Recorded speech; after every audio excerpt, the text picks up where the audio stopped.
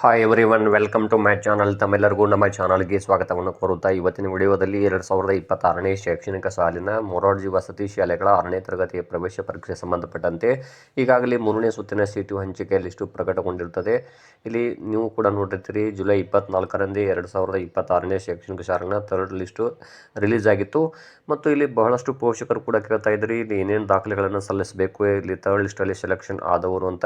ನಾನು ಈ ಕುರಿತು ಸಾಕಷ್ಟು ಇನ್ಫಾರ್ಮೇಷನ್ಗಳನ್ನು ತಮಗೆ ನೀಡಿರ್ತೀನಿ. ಈ ಹಿಂದಿನ ವಿಡಿಯೋಗಳನ್ನು ಯಾರು ನೋಡಿಲ್ಲ ನೋಡಬಹುದು.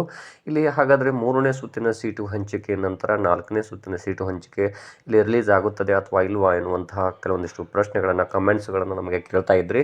ಇಲ್ಲಿ ನೋಡ್ರಿ, 3ನೇ ಸುತ್ತಿನ ಸೀಟು ಹಂಚಿಕೆ ರಿಲೀಸ್ ಆದ ತಕ್ಷಣವೇ ಅಡ್ಮಿಷನ್ ಮಾಡಲಿಕ್ಕೆ ಅವರಿಗೆ ಇಲ್ಲಿ ಒಂದು 4 ರಿಂದ 5 ದಿನಗಳ ಕಾಲಾವಕಾಶ ನೀಡಿರ್ತಾರೆ.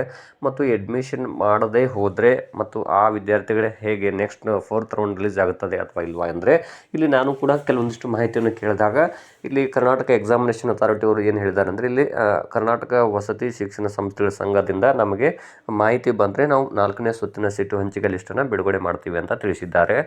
ನೀವು ಕೂಡ ನೋಡಿರ್ಬೋದು, 3ನೇ ಸುತ್ತಿನಲ್ಲಿ ಏನು ಲಿಸ್ಟ್ ರಿಲೀಸ್ ಆಗಿತ್ತು ಆ ಲಿಸ್ಟಲ್ಲಿ ಕೆಲವು ಜಿಲ್ಲೆಗಳಲ್ಲಿ ಕೇವಲ ಬಹಳ ಕಡಿಮೆ 3ನೇ ಸುತ್ತಿನಲ್ಲಿ ಲಿಸ್ಟ್ ರಿಲೀಸ್ ಆಗಿತ್ತು. ಇನ್ನು ಕೆಲವು ಜಿಲ್ಲೆಗಳಲ್ಲಂತೂ ಸಾಕಷ್ಟು ಸೀಟುಗಳು ಇಲ್ಲಿ ಲಿಸ್ಟ್ ಬಂದಿತ್ತು. ಆದರೆ ಇಲ್ಲಿ ನಾವು ಕೂಡ ನೋಡಿದಾಗ ಕಳೆದ ವರ್ಷ ಕೂಡ 4ನೇ ಸುತ್ತಿನ ಸೀಟು ಹಂಚಿಕೆವರೆಗೂ ಇಲ್ಲಿ ರಿಲೀಸ್ ಆಗಿತ್ತು.